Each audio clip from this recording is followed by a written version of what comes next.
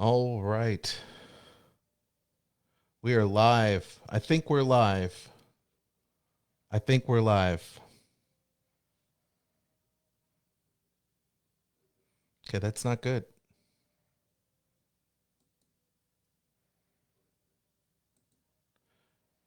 What's going on?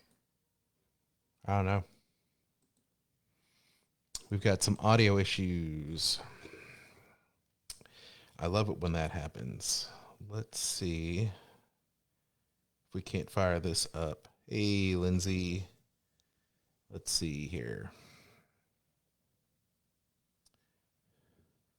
Maybe I can play this. Oh, okay. It would help if, yeah, we're having some technical issues. Can you guys hear us? Hey, Scott. Hey, Lindsay. Let us know if you can hear us in the chat. I've had some audio software issues going on today. So,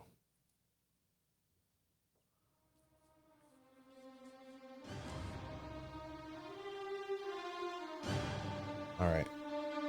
Can this music? Yeah, this music. Okay, we're going to have to use this instead. For whatever reason. For whatever reason. You know, when you go live, this is what happens. It's the joys. It's the joys of going live. Okay. Before we get the show started, we have dramatic music. And why do we have dramatic music, Kristen? Because we have a drama show for everybody. We do? Yes. We're going to get into some drama for your mama? What drama are we getting into, Kristen? We are talking about Marvel. Oh, yeah. The MCU. It's happening. We're going to rank all 23 of the MCU movies tonight. It's going to be a huge show. But before we get started, Kristen, Yes. if people are interested in planning and booking their next trip to Walt Disney World, we hope, that Disneyland opens up soon. But where can people contact you? They can email me at themeparksandcruises@gmail.com. All right. Be sure to do that. Another thing you can do is check out our show. We stream live on Facebook just about every Sunday at a random time around 8 p.m. Central Time. Sometime between 7 and 8. Let's Yeah, just go sometime with between that. 7 and 8. Just whatever we get. So click that bell for notifications on Facebook when we go live. We're also on YouTube, but more importantly, you can subscribe to all of our podcasts that we put out, whether it's Dining at Disney or the Disney List.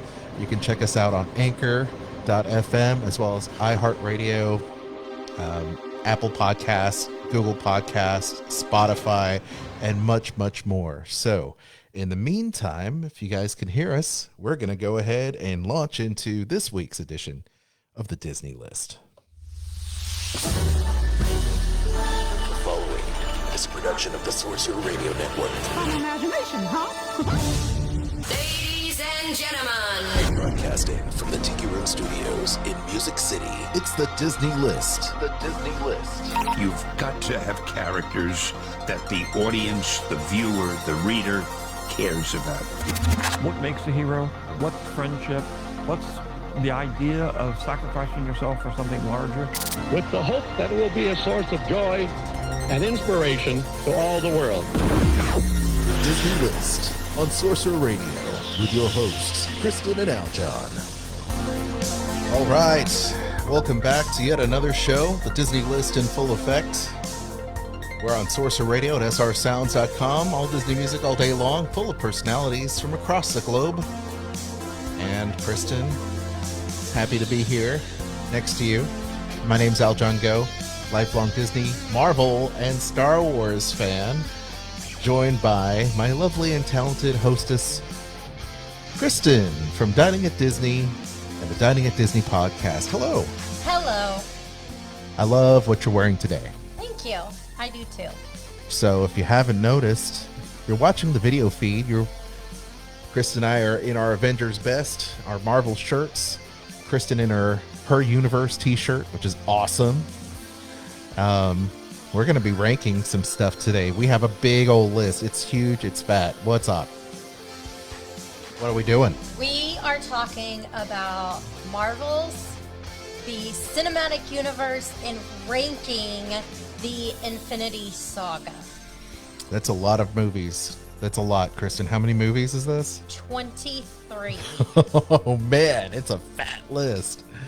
And we also have some I don't know, man. We have some people that have partook and gave us their Mount Rushmore, maybe their Mount Rushmore plus one of their MCU films, their favorite MCU films. There are a few, I think, as we did our research as to what films we're going to put in here, there's a lot to consider. So we're going to talk about that. But before we do that, Kristen, I have to say, we love our fans. You can donate to the show, being part of it on Anchor, like our top fan, Lindsay Marie.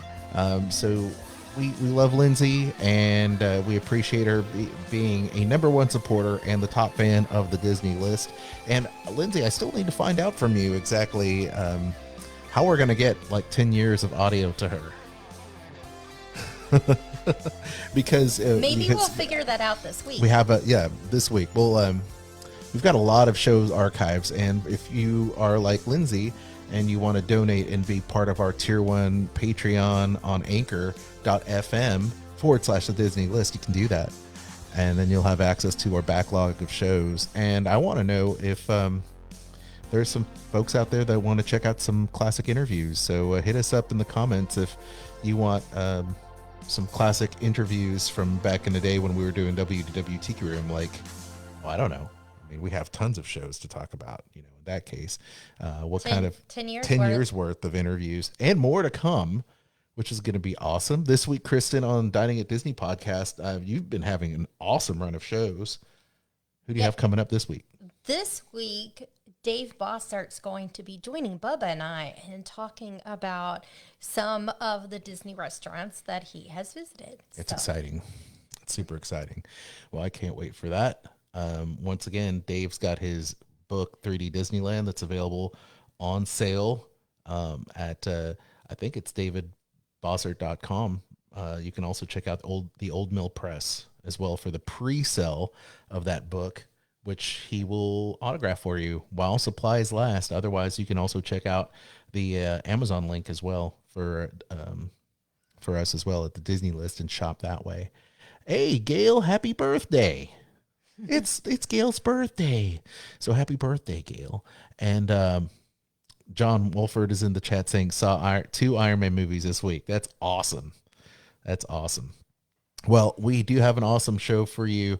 And do you have any other news you want to kind of talk about before we get into this amazingly huge, marvelous list of MCU films? No, not that I can think of. Okay. You had to think about it for a minute? I did. All right. Sorcerer Radio. Wow, this is Stan Lee. Excelsior. SRSounds.com. The dramatic music. We are ranking all of the MCU films, all 23. Kristen, yes. What were some of the criteria that made it possible for us to rank this incredibly epic list of superhero movies? Well, the higher it is on the list, it has things like important information or events that, affect the future in the MCU. They have to have significant roles in the universe. Right. We also take in consideration the box office because that's a huge thing. And it's amazing how much money the saga has grossed. If you were to guess, Kristen, how much the lifetime gross is on any of all of these films, how much would you say it was? Total.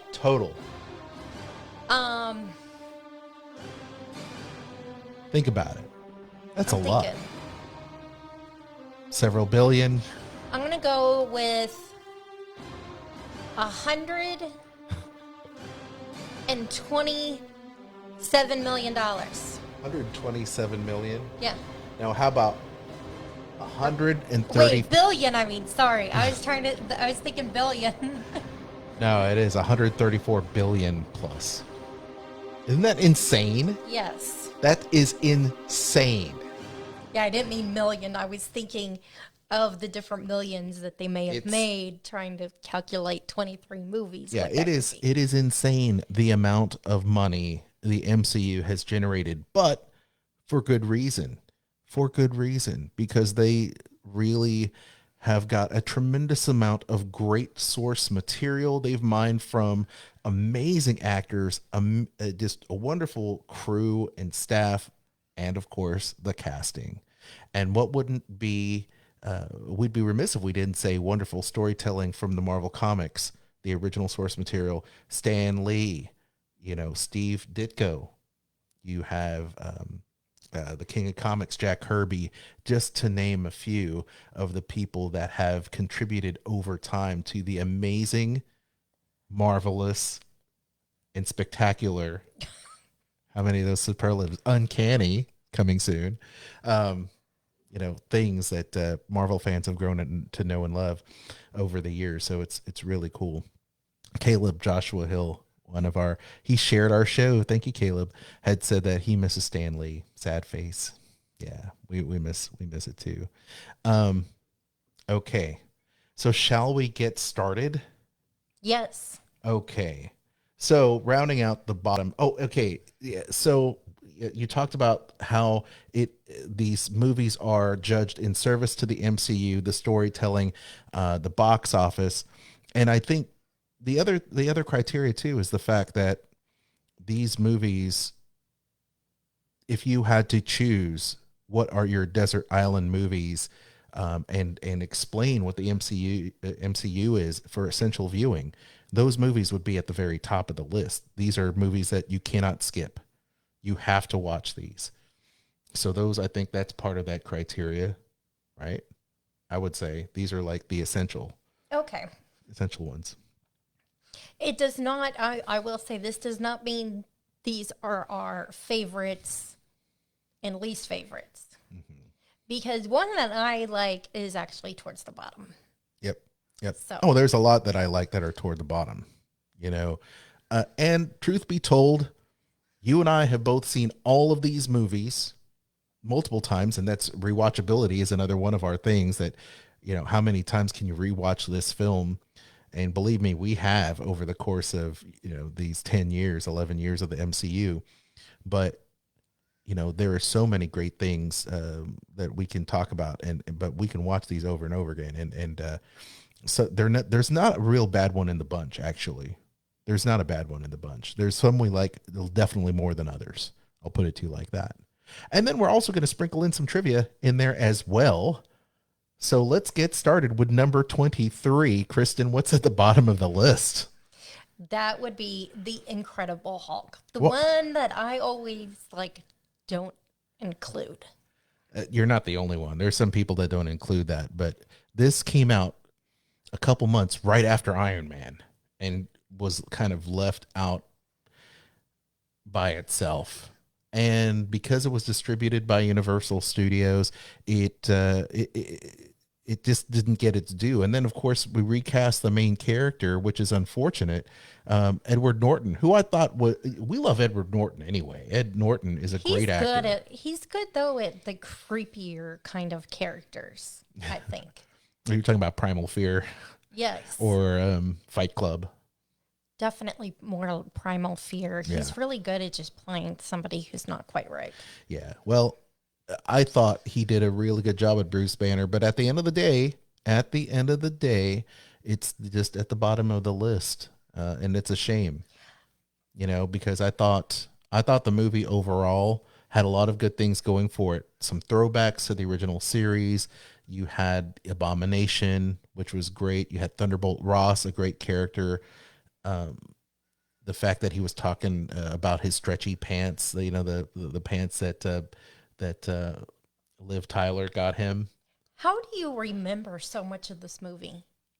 It's a great. I've seen it several times. Oh, okay. And well, Stan Lee drinking the green soda and getting sick from the gamma poisoning because Bruce Banner had cut his thumb on the bottling machine down there at the very, he was hiding out in Latin America or whatever. But we have a piece of trivia here. Kristen, can you read that? Yes, it says when Banner infiltrates the university as a pizza delivery man, he bribes the security guard, who is played by Lou Ferrigno. Yes, absolutely. And you see, I have it so that you I'm can set it sorry. up I see there what instead I of. But once again, that's just a great thing that he did, to just take us back to the original Incredible Hulk TV show that I grew up absolutely loving. And so I think that's a really cool throwback for sure. Number 22 is a movie that I believe in its totality is setting up for the next phase of Marvel films post Infinity War saga, and that is Captain Marvel. And it is a good movie. Awesome 90s soundtrack. So these are the good things about this movie. Awesome 90s soundtrack. They play No Doubt in it. They play at one of our favorite bands, No Doubt, right? 9 Inch Nails. We love that. Tons of great soundtrack stuff and references to the 90s, the blockbuster video, as we said, the music, the people. I like how very similar it is to the source material. So that is very good as well. You like Goose, the cat. I do like the cat. And Nick Fury and Coulson with hair. I know, right? Yeah. So that's good. And Nick Fury with 2 eyes. Nick Fury with 2 eyes. This is true. And by the way, if you didn't know, now you know. So spoiler warning. We should have said spoiler warning. I had a note in my mind to say spoiler warning at the end. If you this whole show is going to be a big spoiler for people. Okay? So but yes. So that was good. I like the twist that the Skrulls, the aliens, the shapeshifter aliens are actually good guys, because they have been known in the comic books not to be good guys. So Lindsay just posted in the chat exactly what I was just about to say. I liked the story for Captain Marvel. However, I don't know what it is about Brie Larson, but she is one of the least likable people I have seen in a movie or a TV show. I just don't want to watch her. And Lindsay says, I wish someone else played Captain Marvel. So I absolutely agree with her on that, because I probably would like the movie if it was somebody other than Brie Larson. She just comes off as somebody who is so full of it. And just not nice. She doesn't come across as a nice person. And what's sad is I felt that way seeing it, but I didn't even know who she was at the time. And then I showed you after that, I saw interviews with her, and I was like, she's just as unlikable, if not more unlikable, as a human being. So, oh boy, I'm sorry. If people like Brie Larson, I just don't. And I would actually love to see them recast Captain Marvel like they did the Incredible Hulk. Well, it's not the first possible recasting, but I know that Brie is an amazing actress. We saw her in a film where she played someone that was taken captive. I forgot the name of that film, but she was really good in it. But as Captain Marvel, yeah. Just we can move on from here. But there is some cool fan service in this film. Project Pegasus stands for Potential Energy Group / Alternative Sources United States. It was previously mentioned in the Avengers movie. Tony Stark says, get me everything you have on Project Exodus, Pegasus, and Goliath. We know that Goliath ultimately is Ant-Man. You know that Project Pegasus here is Captain Marvel. What do you think Project Exodus means? They haven't yet paid that off. Project Exodus. What do you think that alludes to? What are they called? The X-Men? Oh no, that wasn't what I was thinking. Oh, the Inhumans. No, I was thinking the Eternals. That's what I Oh, was. the Eternals. That's pretty good. That's what I was That's thinking. pretty good, Kristen. Yeah, I think it's about the X-Men, but the Eternals. I hear the Eternals and the X-Men have a little bit of intertwining thing. This is for future MCU films that have yet to be paid off. Next, we have Thor: The Dark World at number 21. Now, see, I like this movie. I know a lot of people didn't like it, but I did. So I don't know.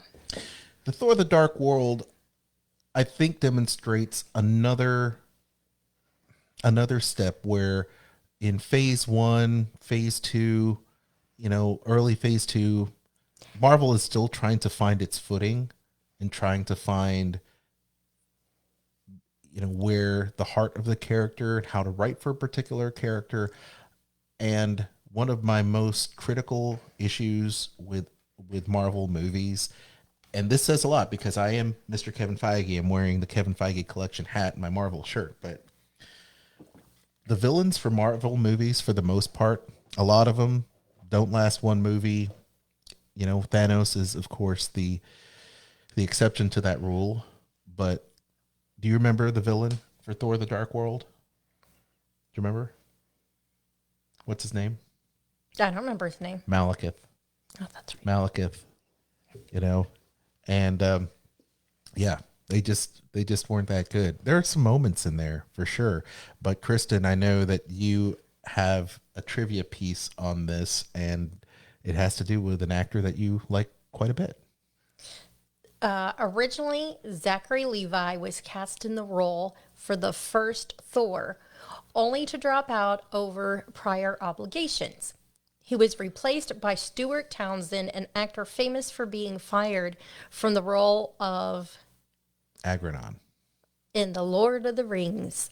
Unsurprisingly, Townsend also dropped out over creative differences.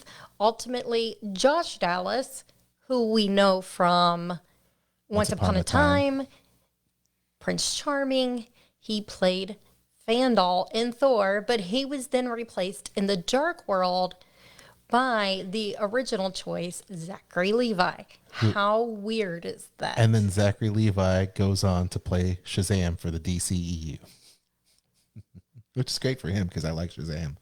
But and I think I mispronounced that. So you're going to hate me, guys, because we haven't watched Lord of the Rings. All right. It's hard for me to watch. You would think I would be. That's Aragorn. Okay. I think that's how you pronounce it. I'm going to get so much hate mail now. Okay. Moving into the top 20. I love this top 20. It's, what do you say? What is it, Kristen? What is number 20? Yes. That would be Ant-Man. Yes. Which was way better than I anticipated it to be. I just, not knowing anything about Ant-Man going into that movie, I was like, it just sounds like it's ridiculous. I mean, a person that turns into an ant, like, why? Of all the things you could turn into, would it be an ant? But it ended up being really good. Did you know Ant-Man is actually one of the founding Avengers in the comic books? No, but Under now Hank I do. Pym. Under Hank Pym. Yeah, this is great. I love Ant-Man. It's a great movie. It came out right after, I think it came out right after Avengers 2 Age of Ultron. Yes. And it was a needed comedic break. I thought the cast was great. Paul Rudd, funny. I Absolutely love him. funny. Yes. And in the comics, Hank Pym created Ultron. And this is the next Marvel movie released after Age of Ultron. I just said that. But yeah, I thought it was going to be about Hank Pym. Come to find out, it's, Hank Pym is the older guy, who worked with Tony Stark's dad and kind of helped Shield out, which is kind of cool. But I like Ant-Man. It's a fun movie. The guy from the Strain is in it, which is also cool. Who played Yes. who played Yellow Jacket. Great movie. But once again, there's a lot of fun to be had here. The training montage is fun. and his ex-con friends are the best, absolutely the best. Because there was one thing I was like, I had a little clip here that I had put in here, and I don't have it. I don't have it, but it was the one where they're talking about Baskin Robbins always knows, about him getting fired from Baskin Robbins. Oh. Anyway, moving on. Next, we have Guardians of the Galaxy Volume 2. Ooh. And I like this, that movie. this to me actually is one of my personal top 10. It's in my personal top 10. It is not ranked as such in this list because of its service to the plot of the MCU. But Guardians Volume 2 is great for several reasons. Baby Groot is a lot of fun. And Michael Rooker's Yondu. I'm Mary Poppins, y'all. And probably one of the best, most emotional scenes in MCU. That ending where Peter Quill goes head to head with the coach from The Miracle, Kurt Russell, Walt Disney's handpicked guy, to be in so many Disney films. Kurt Russell's been in so many, but it's just such an emotional ride. I love that movie. It is. It's one Guardians of of the my Galaxy is favorites. great. It's one of my favorites, but I like it better than the original Guardians of the Galaxy. yeah, Lindsay's saying why so low. Well, once again, I think you have to look at essential. We look at essential viewing, and if you miss Guardians of the Galaxy 2, you'll miss some things about it, but you won't miss the entire. There are some beats that you don't necessarily need to have in order to enjoy, the culmination of the MCU, essential viewing wise, because this is really about Peter Quill and his family, whether he is wrestling with his dad, Ego, the Living Planet, played by Kurt Russell, or his newfound family, the Guardians of the Galaxy, which that is his true family. Yondu is his true father. Very Star Warsian in nature, father and son relationship wise. And you also have some trivia for this, don't you? I do. The bald aliens with Stanley are their Watchers, a race of aliens who appeared frequently throughout the Marvel comics in the 60s, 70s, and 80s. Uatu is the Watcher assigned to observe Earth 616, the reality in which the regular Marvel comic universe takes place. Which we know now is the MCU as canonized, made canon by Spider-Man Homecoming when Jake Gyllenhaal comes in as Mysterio and says, this is realm 616 or Earth 616. So he actually mentions the 616 being what we know as the MCU in reference to the comic book. So interesting. And you did a great job saying Uatu. I'm so proud of you. The Watcher. That to me, because you talked about Stanley there in that trivia bit, it's awesome. That's the one thing in every Marvel Universe movie, whether it's MCU or X-Men or even the old Spider-Man, is waiting to see Stanley's cameo. And unfortunately, we don't get that anymore. But, hopefully they'll reference him in posters or something in subsequent Marvel movies, because he is an awesome guy. And I wish, Kristen, you had an opportunity to meet Stanley. You would have loved him. We love him. It's awesome. Hey, Christopher Hamilton. Hello. How are you, Mr. Top Fan? Good to see you in the chat. All right. So now moving on, Iron Man 3 is number 18 on the list. Iron Man 3 made $409 million at the box office. And opening weekend, it made $174 million. That's huge. That is huge. And I have to say, Iron Man 3, what are the good things you remember about Iron Man 3? Other than the fact that Iron Man shows off his entire armor collection, just leaving the vault with the house party protocol. What else do you like about it? That's the one where there was like a lot of action, right? Oh, there's I mean, like more than the other two. Iron Man 3 Like out is in the open. Yeah, well, there is out on the open, yes. Isn't that where what's her name puts on the suit? Yes. Pepper. Thank you.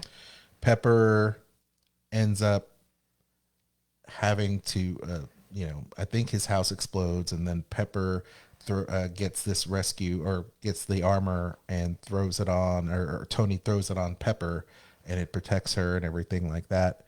And then at the very end, she ends up putting on one of the Iron Man gauntlets and blowing away Killian at the end. But of course, Iron Man blows up all of his armor. Like, no, don't blow up all of your armor at the end in a fireworks show worthy of a nighttime spectacular at Walt Disney World. Don't do that. Don't blow up all of your armor. You can do that when you have too much money. Oh, what a waste. What a waste.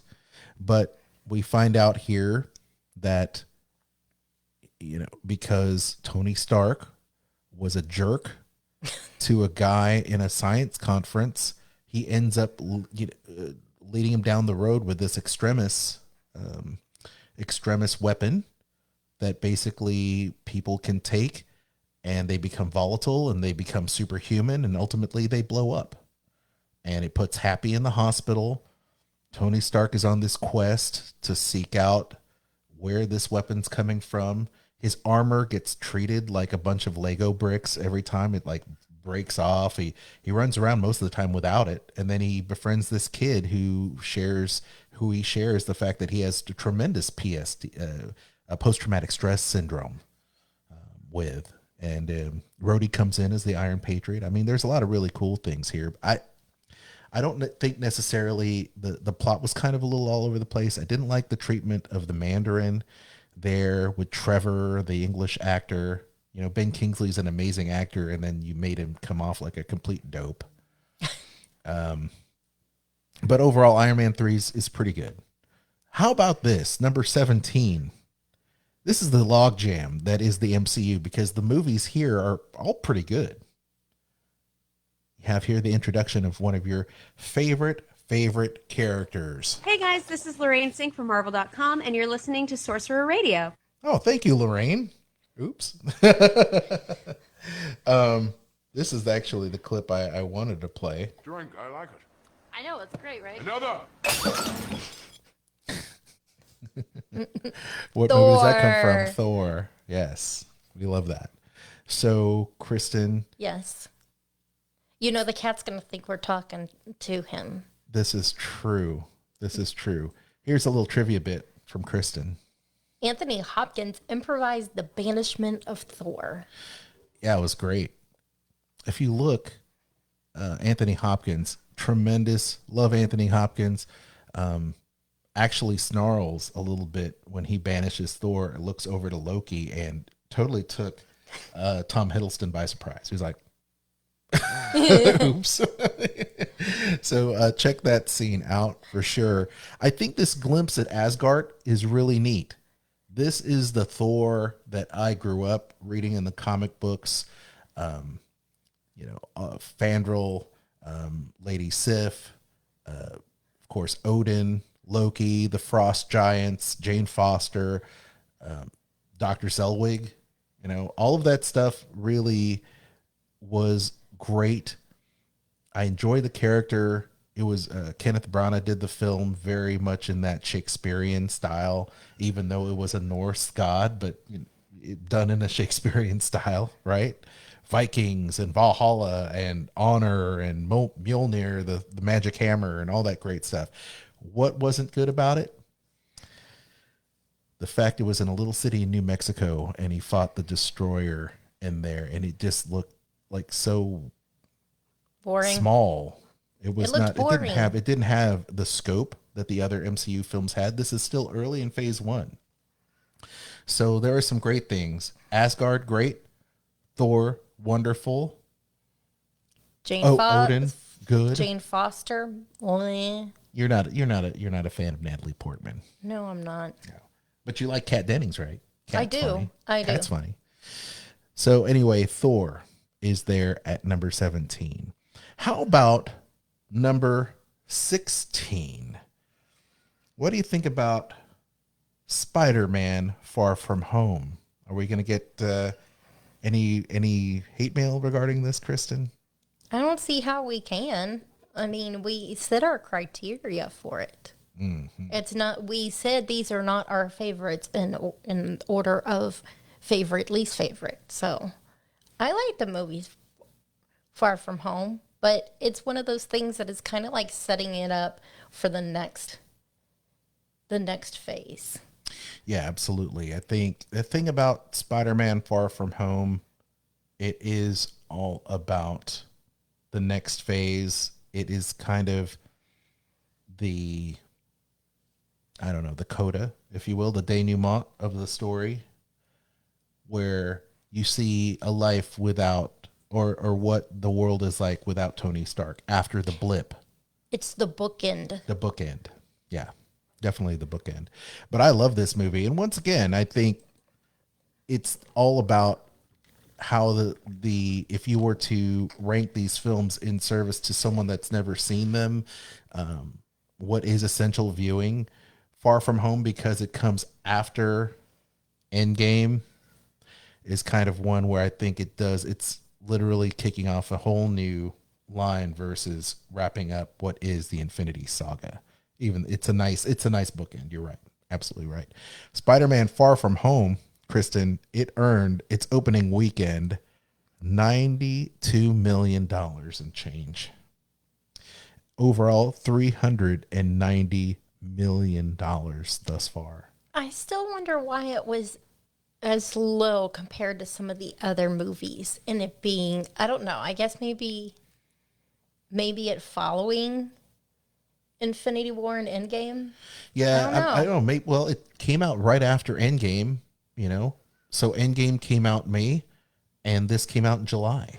So maybe box office fatigue, perhaps. If you're a family of 4 and you're budgeting to go out and see a movie, and you already spent X amount a couple months ago to see Avengers in the theater, it's really difficult to take the family out again a couple, a month or two after the film comes out.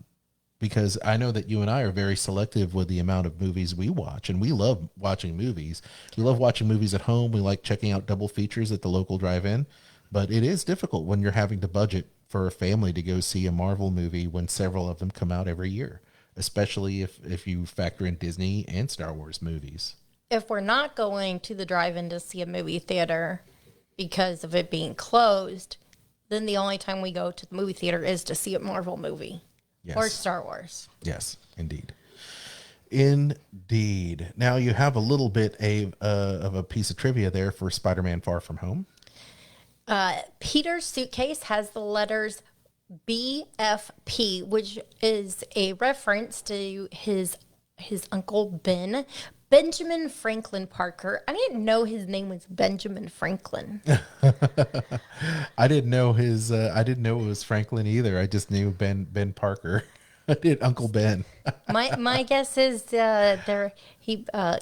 Stan Lee must have really liked Ben Franklin or something. Yeah, absolutely. How about this clip? Do you know where this clip comes from? Look, I just need to know because the city is flying. Okay, look, the city is flying. We're fighting an army of robots. And I have a bow and arrow. None of this makes sense. Hey, we actually passed. Did we pass Age of? Oh no, we didn't.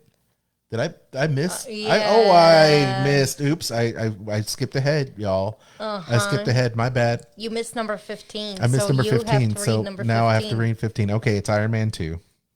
Iron Man 2 is awesome because you have the more setup of the Avengers. You've got the addition of Black Widow in this film, which was great. You also have the newly recast Rhodey, Don Cheadle coming to Don Cheadle enters the chat. So very cool there. Iron Man 2 has one of my favorite. Well, first of all, Iron Man is my favorite comic book hero of all time. I've loved those comic books since I was a kid, for sure. And one of my favorite villains in the Marvel cinematic or the Marvel comic universe is actually the Crimson Dynamo. And the Crimson Dynamo is represented a little bit in this. The character of Whiplash is actually a culmination of both Whiplash and the Crimson Dynamo, who was supposed to be Tony Stark's Russian adversary, right? So you had those, and Vanko was a great portrayal there in the film, and Iron Man 2, the suitcase armor is still one of my favorite armors of all time, is actually the suitcase armor. So I liked it. And of course, they also hint at the fact that Iron Man was getting poisoned by the palladium in his blood because of his heart mechanism that keeps him alive from that shrapnel entering his heart. So he was getting poisoned by the very same thing that basically makes him Iron Man, but keeping him alive. Exactly. Did you like Iron Man 2? You have a particular thing in Iron Man 2 you enjoyed? Probably the introduction of Black Widow. Yep, Black Widow is great. Okay, so now I play that thing with Jeremy Renner and Age of Ultron. Got No Strings on Me. You actually wanted this actually much higher than number 14. I did, because I thought it was a very important movie. Yeah, absolutely. I enjoyed Age of Ultron, and probably one of my favorite comic book villains, Ultron, who was initially in the comic books created by Hank Pym, makes his appearance here, played by one of your favorite stars on TV, Kristen, James Spader, who is awesome in The Blacklist. Yes. And you have a little bit of information here. Trivia. Captain Marvel almost appeared in Age of Ultron. When we did the first Avengers, Kevin Feige told me, listen, I may not be here tomorrow. Ike, and that's Isaac Perlmutter, Disney's largest shareholder at the time, does not believe that anyone will go to a female starring superhero movie. So if I am still here tomorrow, you will know that I won that battle. And that's why we're getting that Black Widow movie finally, is that Ike Perlmutter. That should have happened a long time ago. Who was in charge of Marvel, in and of itself, was definitely not a female superhero fan.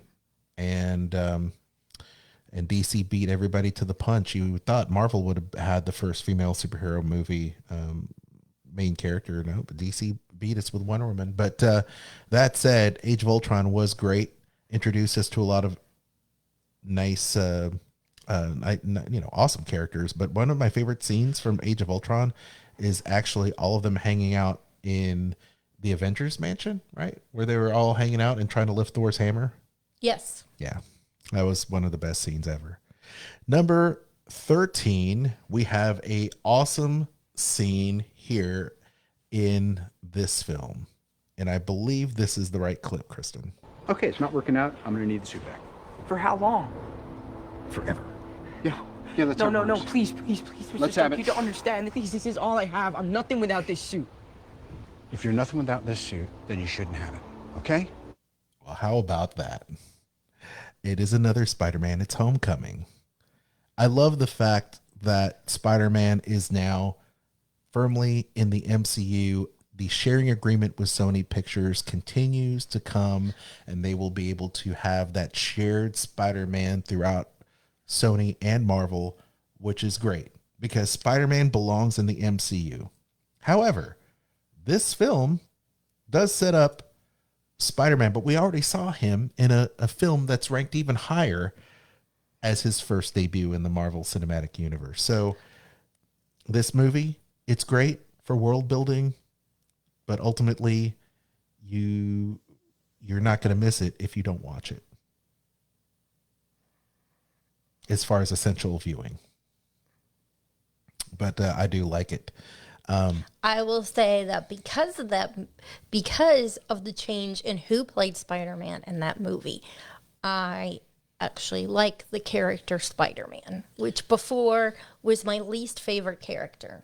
Yes. I thought he was kind of lame. Yeah. You didn't But like I Tobey really- Maguire. You didn't like Tobey Maguire And Spider-Man. I didn't. All of those were awful movies. Oh, sacrilege. Oh no, I just did not like them. Tom Holland, he's a kid. I mean, he's relatable. You buy him as Peter Parker. He's awesome. Love it. Absolutely love it. Spider-Man Homecoming grossed $334 million plus at the box office. Huge opening weekend as it opened up in 2017 for that. And, one thing about that's great. Also, the return of Michael Keaton as the Vulture. What a great villain. Everyone loves Michael Keaton. He played Beetlejuice. He played Batman in probably our favorite Tim Burton Batman films. That's what we love about Michael Keaton. Mr. Mom, Gung Ho. So many things we love about Michael Keaton. Then he comes back and he plays a villain and he's awesome. It's great. Can you believe it? He went from being Batman to being the Vulture. Kind of crazy. Both of them kind of Birdmen, if you will, kind of, sort of. Flying creatures. One of them mammal, one of them bird-like. But in this particular one, Kristen, this bit of trivia, you want to read that piece?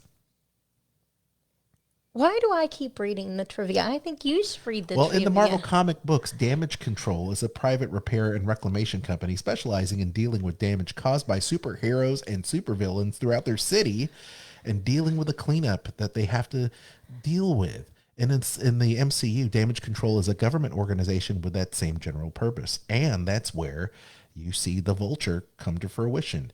He is working for Damage Control. He ends up taking the Chitauri weapons back from the original Avengers movie that had been lost and is taking that tech and converting it with a bunch of thugs. And he's pulling off heists and different things, being a bad guy.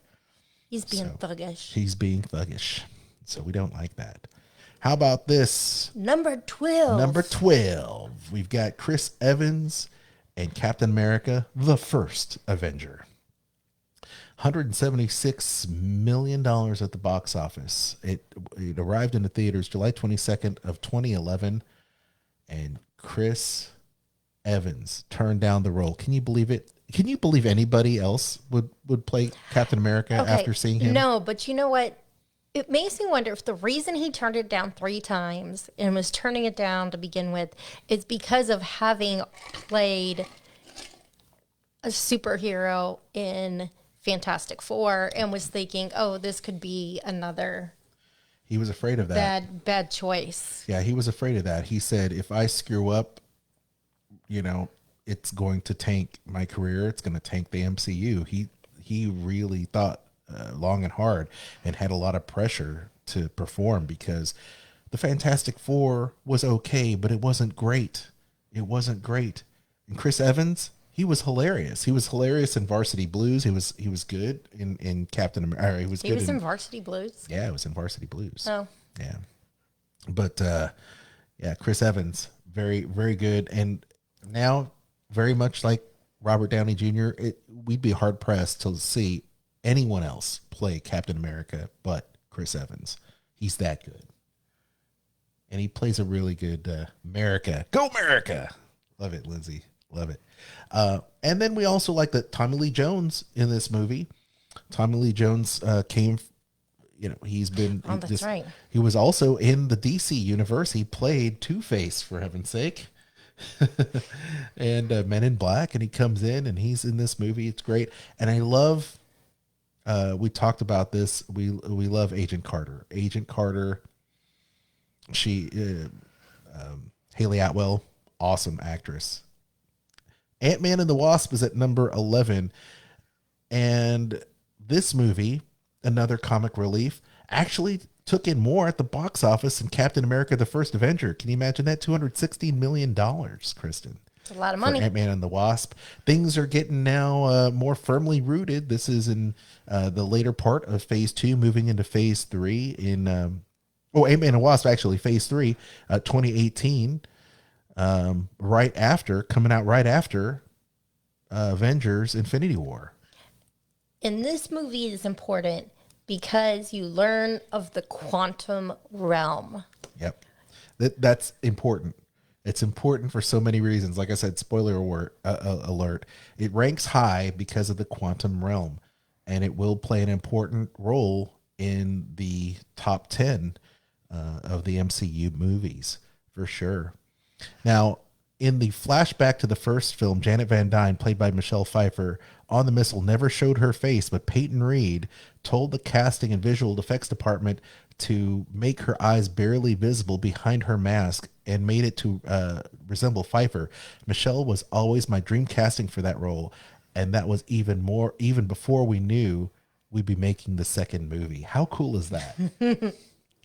I was going to say they had some foresight for sure, but it is great to see, Goliath. It's great to see that fan service and once again, the quantum realm. There's a lot of really neat things about Ant-Man and the Wasp, and Evangeline Lilly as the Wasp, primo. Great. A likable character. Yes. A very likable character. Okay, Kristen. Are we ready? We are ready. We are ready, I believe. Number 10. We have now cracked the top 10, Kristen. And how about this? This is how things are now. You and me trapped in this moment endlessly. Then you will spend eternity dying. Yes. But everyone on Earth will live. But you will suffer. Pain's an old friend. Dormammu! I come to bargain. Dormammu! Dormammu! Dormammu!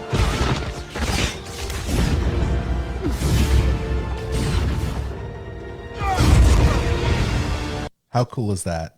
Benedict Cumberbatch as the man, Doctor Strange. And this is a movie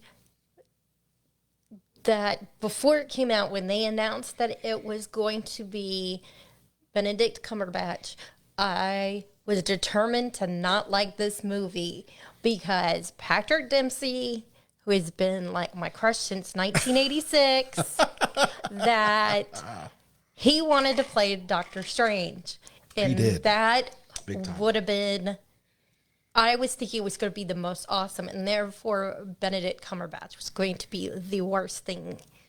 But he's perfect in that role. I really like him, and that's actually, even though I didn't want to see the movie, it's one of my favorite movies. I love it. I love it as well. Doctor Strange introduces us into the realm of magic, which also plays a huge, huge role in the Avengers toward the end. It's really important that he sees all of the future possibilities and outcomes, right? All right. Number 9. Yep. Kristen, what is next? That was a very good impersonation of Benedict Cumberbatch, by the way, doing the time thing. Doing the time stone thing. Of the Galaxy is number 9. And this is important because you find out about Gamora and her dad. Right. And the fact that Peter Quill, you get a little bit of a backstory on Peter Quill and his affinity for the 70s and 80s. Ooh, child, things will get brighter. Then bring it down hard. Someday, put it together. What are you doing? Dance off, bro. Me and you. I love that. The humor of Guardians, to me, when we left the movie, left the theater, we were like, this is awesome. This is great. You've got a talking raccoon. You've got a muscle-bound oaf who has the funniest sense of humor, and he doesn't even know he's funny. You've got awesome Zoe Saldana as Gamora, an assassin, daughter of Thanos. You've got Peter Quill, who's just a goofy Star-Lord. Who the heck is this guy? We don't know. Is this some crazy guy that goes around with a Walkman and dances funny? And then you have Groot, who ultimately gave his life so that the rest of the Guardians could be saved, and then had his offspring of a twig It's not the same Groot. It is his son who's baby Groot. So this is a movie. I remember when we were talking about this on WDW After Dark, and Jeff and I both were like, how in the world are you going to have a good movie when you've got a talking tree and a talking raccoon? Oh yeah, like, you guys we panned it. both We're like, just were like, no. whatever. And I said, you guys have no idea how funny this movie and how great it's going to be. And now they have their own attraction in Disneyland, Guardians Breakout, and it's probably one of the favorite Marvel teams out there right now. People love the Avengers, but by golly, people love the Guardians just as much, if not more, in a lot of respects. How can you not love Chris Pratt, though? Oh, Chris Pratt's the man. You know, Chris Pratt cites his influences on playing Star-Lord based on Han Solo and Marty McFly. How cool is that? That's kind of funny. He's the best. All right, so now here we have another great film in Number 8. Captain America: The Winter Soldier. This movie, once again, Chris Evans knocks it out of the park. The whole Hail Hydra thing happens. You find out that Bucky is still alive. He is on the run. There's a bunch of stuff happening. You further understand what's going on with Hydra and how they've infiltrated S.H.I.E.L.D. and how life is never going to be the same again, because Captain America now knows that there's some really shady things going on in S.H.I.E.L.D. There's some really shady things going on with Hydra. He doesn't know who to trust. So there's the growth for Captain America. He's torn. You know, this is not cut and dry like it used to be during World War II. I haven't seen this one in a long time. I think we need to watch it again. We need to watch all these. The Winter Soldier is great. Plus, you also have, once again, not only do you have awesome stuff with Sam Wilson, the Falcon, you also have awesome beats and character moments with Natasha, Black Widow, which, you know, she and Hawkeye both kind of get a little bit put on the back burner, and also Falcon a lot of times kind of don't, because they don't have films to their credit, single films. But I think this Winter Soldier and Falcon TV show on Disney Plus is going to totally blow that out of the water. I think they're going to be outstanding. But the Winter Soldier, once again, very, very good.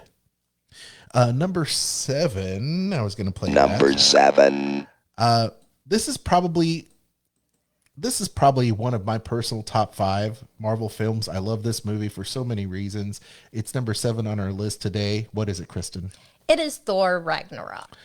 Thor Ragnarok. This came out in my birthday month. November of 2017, $315 million at the box office. Thor Ragnarok is Taika Waititi's first MCU film. Working with Disney, he ended up really rescuing the character, really rewriting Thor, giving him a sense of humor, sometimes a little bit over the top at times, but him and Bruce Banner, wow, what a great pairing. And a haircut. And a haircut. He needed that haircut. He looks way better with the shorter hair. Just saying. Well, yeah. Okay. Big fan of the muscular man there, the demigod, if you will. Thor Ragnarok is great. We like it because of the Grandmaster, Jeff Goldblum. He's great in Thor Ragnarok. You've got the Incredible Hulk, Bruce Banner as the Hulk Banner. The banter's great. You've got Valkyrie, another great character. You've got Thor. You've got Korg and Meek, his little sidekicks, the little stone guy, and the little guy running around, who's Taika Waititi, who plays Korg, which is nice. The arena battles between Thor and Hulk was amazing.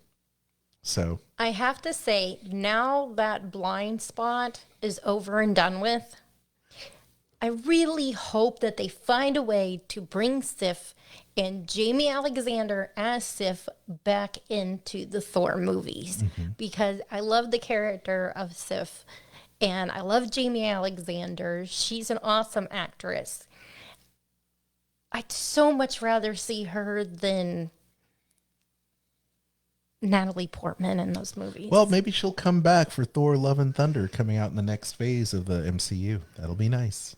I wish they'd kill off Jane Foster. Just saying. Wow, that is thick. Number 6. Here we are now. Wakanda Forever. I love it. It's the Black Panther, and probably and rightfully so. In the top 10, Black Panther is an amazing film, awesome cast. What's not to love about Black Panther? It's so good. The cast is so good. Shuri, you've got Black Panther, you've got the Dora Milaje, you've got Michonne from The Walking Dead, who's there, is just awesome, and Michael B. Jordan. I is really back. like the casting for the Black Panther movies. They're such likable actors, and you watch that movie and there's not a character in it that you don't like who the actor is. They just found great actors who are likable that people want to see and rewatch that movie. Chadwick Boseman is awesome. Did you realize that the Wakanda Forever, that Ryan Coogler, who did the Black Panther, actually took that from the Egyptian statues? That makes sense. So the Egyptian pharaohs were buried with their arms crossed like this, but also in American Sign Language that means, I'm giving you a hug or love. So that's pretty cool, right? I think Ryan Coogler is amazing. I can't wait for Black Panther 2 when that comes out in the next phase of the MCU. But we talked about legendary villains in Marvel Comics. Red Skull. He kind of burned out fast. He does come back in a different way, but he burned out fast in the MCU. And I wish we could have seen more of Red Skull. And I understand why, because, he was the original Hydra back in World War II. So we talked about the Mandarin. He fizzled out. Malekith. He fizzled out. What characters, villains remain awesome? Michael B. Jordan. He is such a great villain, and one that you can sympathize with his motivations. The family being wronged, the forgotten about, cousin of the Black Panther, growing up in LA and seeing the suffering that goes on in his community and wanting to do things the Malcolm X way versus the Black Panther doing it the Martin Luther King way. Right. So that is a cool story to be told. And I dig it. Michael B. Jordan, Killmonger.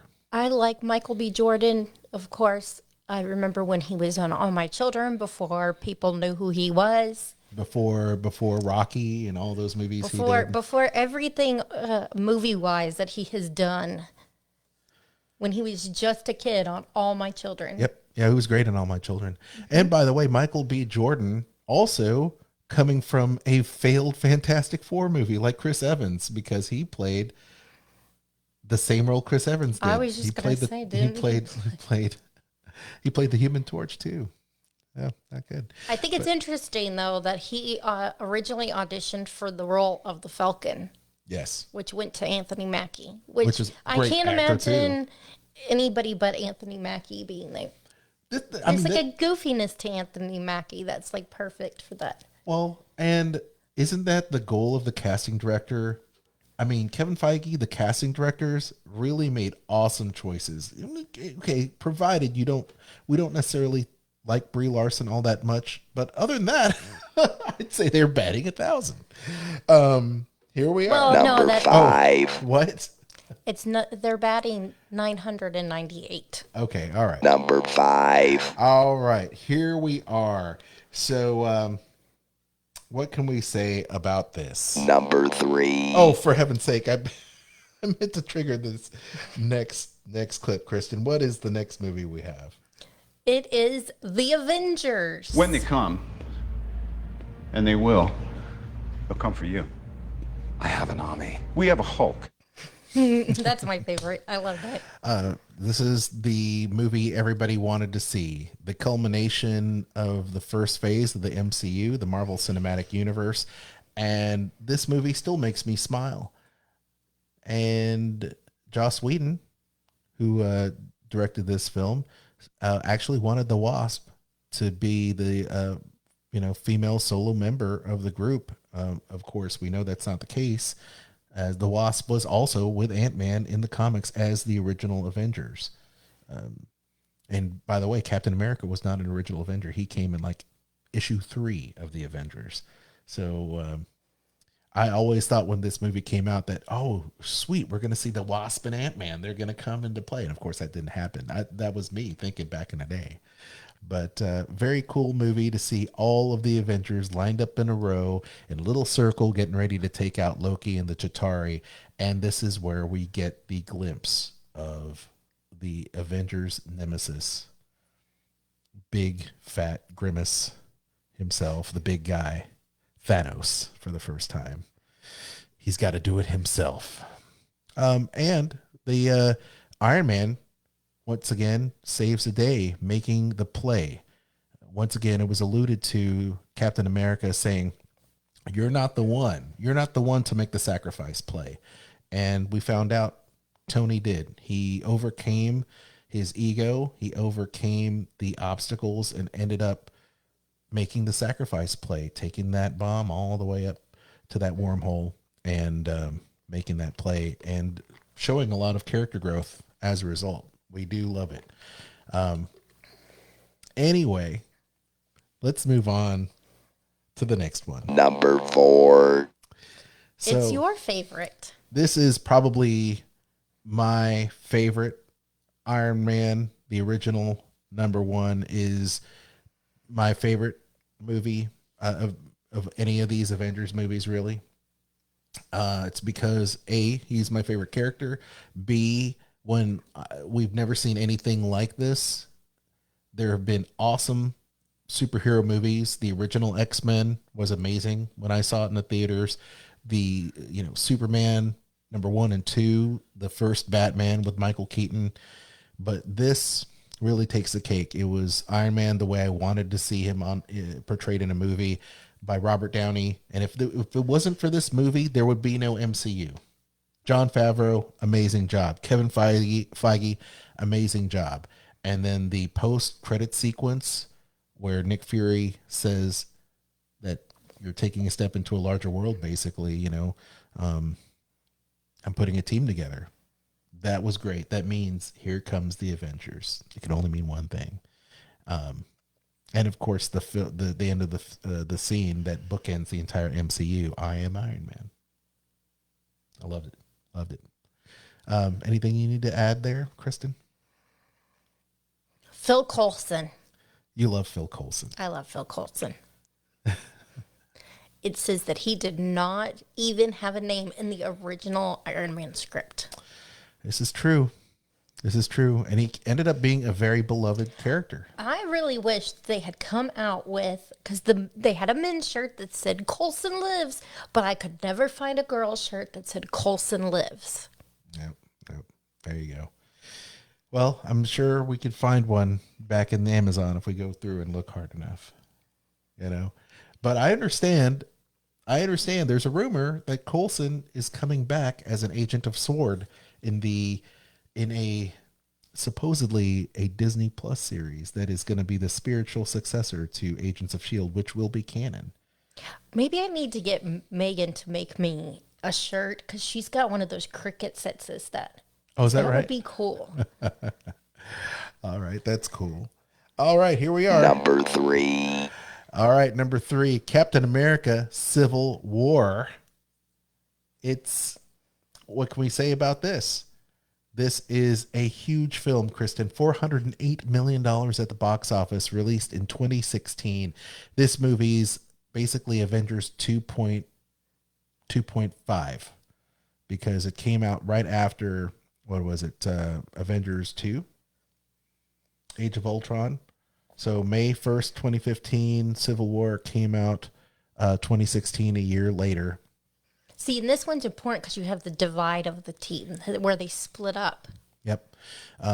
Post the Sokovia Accords, post all of that, should superhumans be regulated by the government, register or not register? Tony wanted everything to be people to be registered because he had an outstanding amount of guilt for all the people that were lost during their battles over the years. And then you have Captain America saying, no, if we lose our choice to do what we need to have done, if we have that type of oversight, if we give up our rights.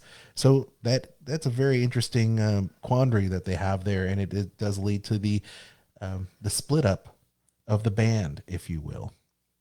So this also gives us our very first glimpse at the Spider-Man and Black Panther. And that's why, this film is very important too.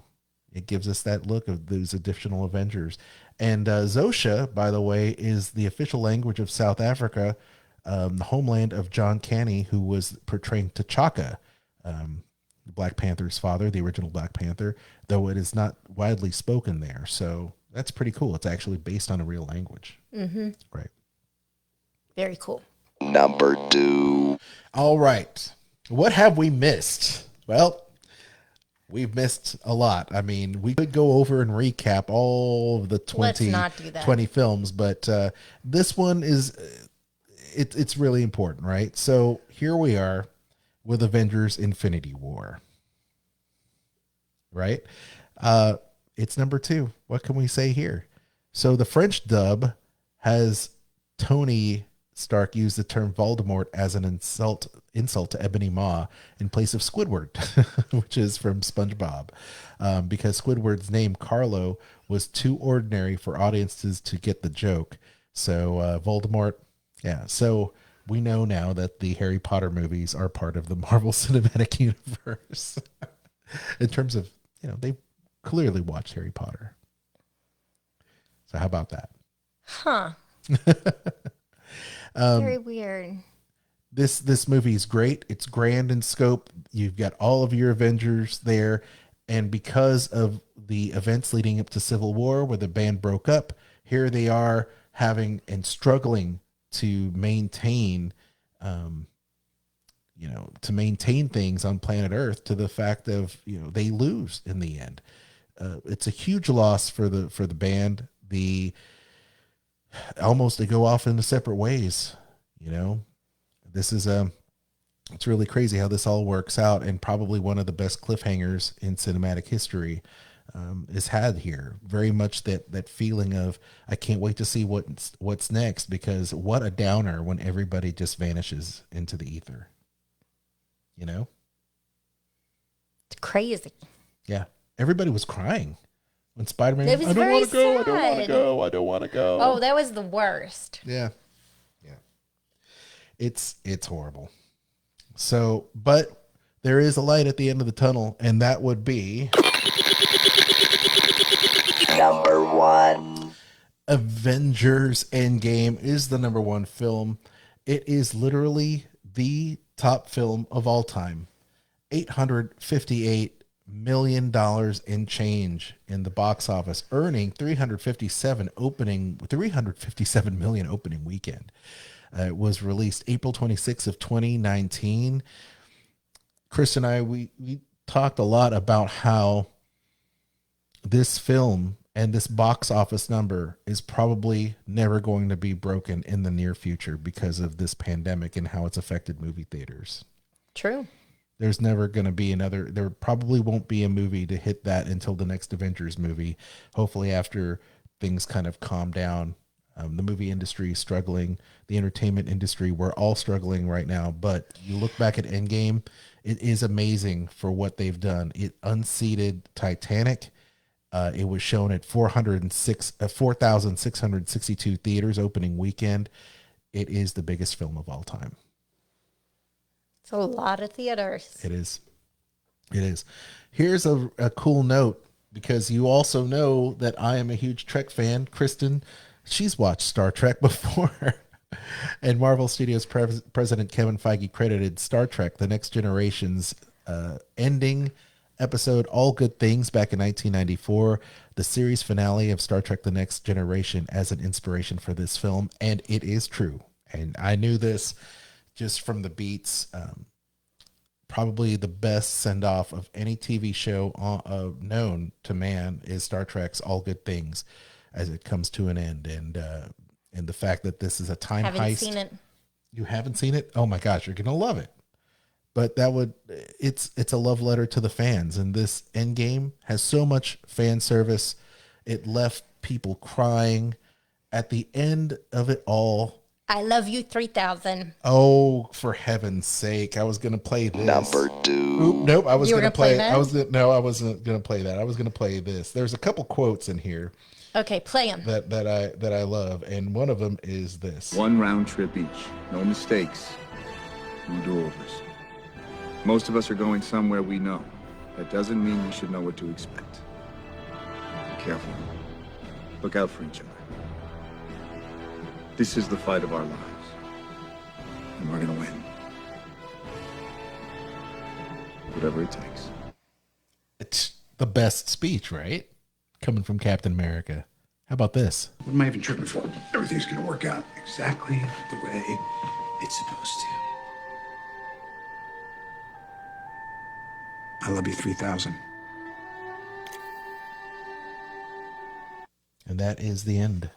That is the end of our countdown. That is the end of this list as we rank the 23 MCU films.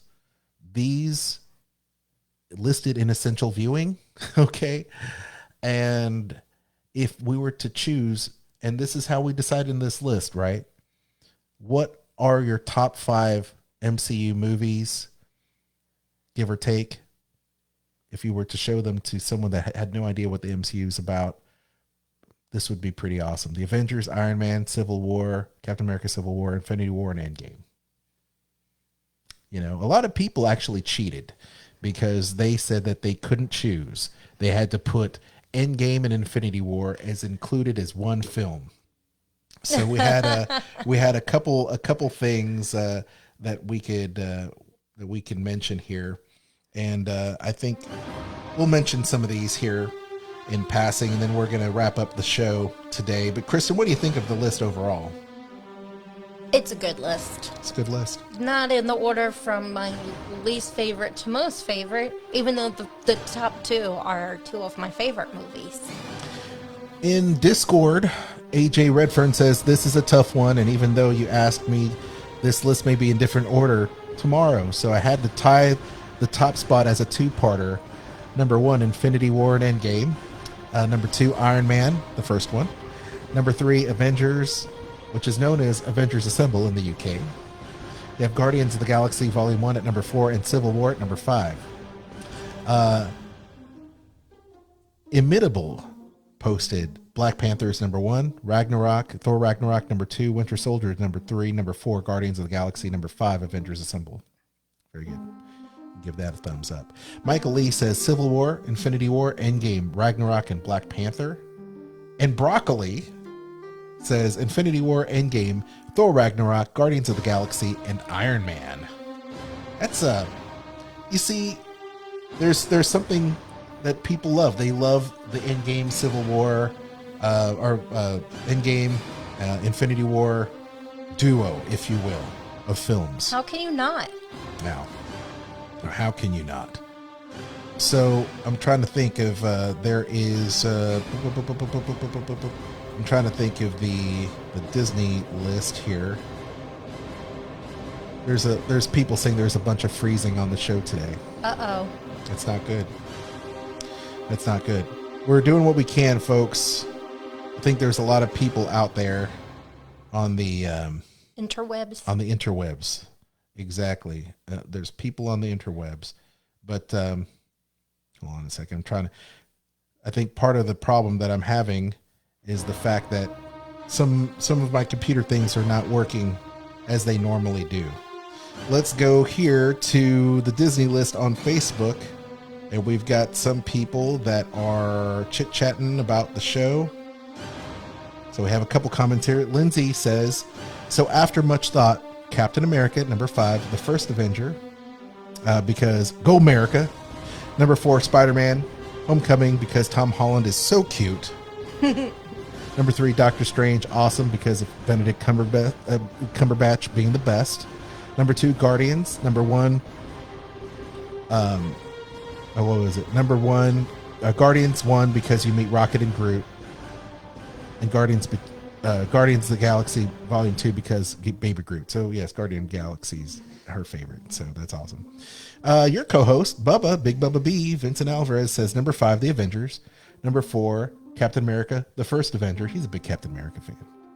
Number 3, Avengers Infinity War. Number 2, Captain America Civil War. Number 1, Guardians of the Galaxy, best opening credit scene ever. Yeah, I agree with that. Hard to beat. Let's see. I'm trying to look here at some of our groups. We have some friends from Disney Dorks that have mentioned or talked to us about their favorite things here. Trying to look for I'm having an issue trying to look that up, guys. But at any rate, that's all I can say right now. Technology is just Technology's not helping. Oh, okay. We have 2 comments. So we have, Cassie Sadaka says, personally, I think Infinity Gauntlet was the best. Oh, but wait, you're talking the movie Infinity Saga, not the comic one. Yeah, you see, Cassie, I think you were trying to throw me for a loop, but yes, it is the comic book one, and it is the movies that we're talking about. And I will tell you this, one of my favorite things about the Marvel Comics are the Marvel Comics events, and the Infinity War, or the Infinity Saga is great, but I think the original comics that got me into Marvel Comics were Iron Man, Spider-Man comics, and the very first event when I was a kid was actually Secret Wars, the original Secret Wars Volume 1 and 2. I collected those books and I loved them so much. They were great. Scott Garcia says, what about X-Men? Well, the X-Men are outside of the MCU because they were a Fox entity for so long, so they couldn't be integrated into the Marvel Cinematic Universe. However, they're coming soon. They are coming soon to the MCU. And you know what? The one thing that makes me sad about that is Hugh Jackman will not be playing Wolverine. Not to my knowledge. And I love Hugh Jackman. This is true. Kristen, it's a big show. Yes. Where can people check you out? Because we're about ready to wrap things up. They can find me at diningatdisney.com and Dining at Disney on social media. Make sure to check out the Dining at Disney podcast on Anchor this coming Wednesday. Bubba and I will be talking to Dave Bossert. So he's going to be talking Disney food with us. Yes, and he'll be promoting his new book as well, 3D Disneyland like you've never seen it before. Hey, Michael Emke's in here. He goes, Captain America, First Avenger, Winter Soldier, Guardians of the Galaxy, Avengers, and Infinity War. There you go. It's a good list. Wolverine was in one of the MCU movies. Nope, Wolverine was not. Scott. I'm sorry. Wolverine was not, unfortunately, not in any MCU movies. Nope. Yeah, you can follow me, Aljon Go, on Instagram. And I can't wait for the X-Men to come to the MCU, because that would be awesome. Little tidbit here. Logan. Awesome X-Men movie. And Hugh Jackman's the best. We love Hugh Jackman. Greatest showman. Absolutely. You love the Disney list. We love you. Thank you for letting us be part of your life every single week on this show. Join us live here on Facebook.com/The Disney List. Also, the Disney List on Twitter. Disney Listcast on Instagram. You can check us out on Sorcerer Radio at srsounds.com. All Disney music all day long. A lot of free apps there. This community is strong. Sorcerer Radio Disney Fun Zone on Discord, as well as Facebook. And check out the Disney List group as well. And click that bell for notifications so you can take part in our live recordings every single week. And the other thing you need to do is like, share, and subscribe to our show, available in all podcast forms. Yes, do it, because there's a lot more you can listen to on our feed. Bonus features. That's fun. So, Kristen, thank you. We had a great time today. We did. And I have one other reminder. Oh, yeah. Check out our friends. Yes. Check out our friends, WDW Park Hoppers. Make sure you download and subscribe to their podcast.